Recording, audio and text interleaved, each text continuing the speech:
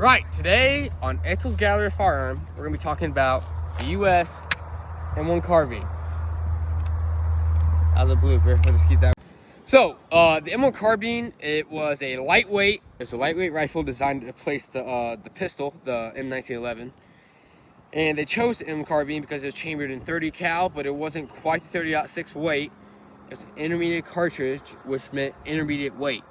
Now, this led to several benefits, including box magazines, for which at the time was pretty evolutionary. Now, there were several manufacturers of this during the war.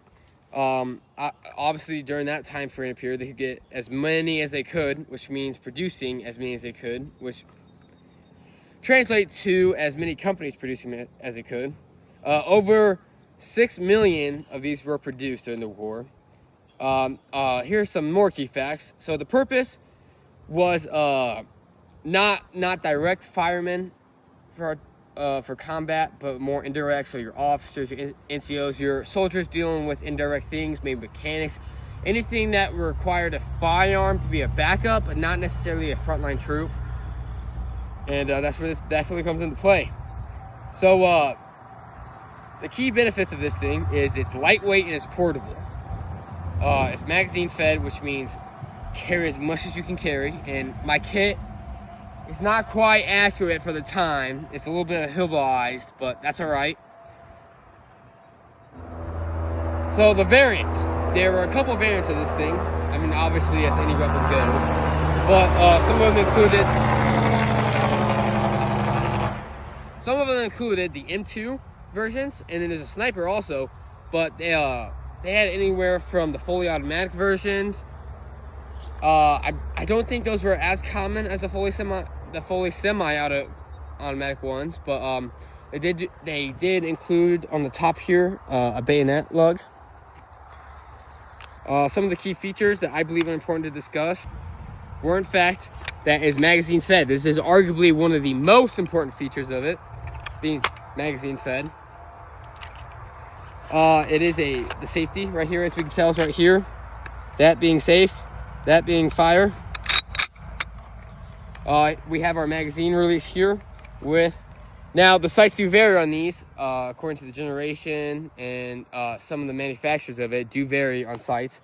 But on this specific model, we have just some simple sights with a little bit of a screw to adjust latitude and longitude. Some of the other key features of the gun. It's a pretty simple gun. In my mind, it personally looks like, in my mind, it reminds me of the M1 Grand charging handle.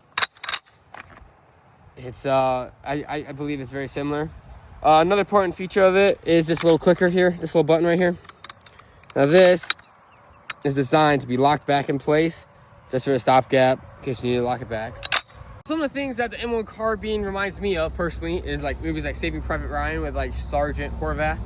He carries one of these things, and a big thing was a lot of these soldiers and vets, the argument is, or not just soldiers and vets, but people regarding the M1 carbine say that there's either two opinions. You either really loved it or it's kind of a mid. Some people argue that it didn't have enough stopping power, and then some of the people just loved it. My personal opinion is that these rifles are great. I believe that this was ahead of its time when it came out. I think the designers actually were really thinking above their means at the time. I feel like it really all comes from this magazine. If you look at some of the other weapons of this time, M1 Grand, which was also ahead of its time, but another story. The Germans with their Kar 98Ks, the British with their Enfields, the Japanese with their bolt actions. I mean, all of them were great rifles, but none of them really had the inkling to create a box magazine fed, almost general purpose rifle that was 30 cal. Now that said, I can see how maybe in the heat of battle with adrenaline, maybe 30 cal, which I can pull out here, maybe that little round right there, maybe I could see how it couldn't quite be as effective as other rounds. But I truthfully believe that in the end of the day, if you hit them in the right spots, I think 30 cal is plenty enough, especially with this. And considering the fact that they came in magazines, for this time period was a gigantic thing with a 30 cal projectile is no joke. So definitely some room for thought there. All right.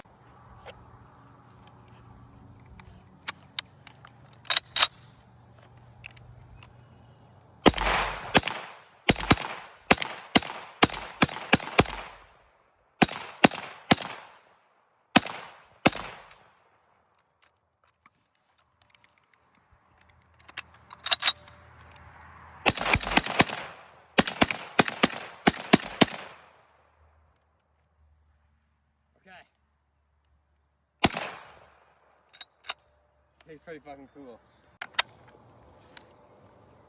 Cock it.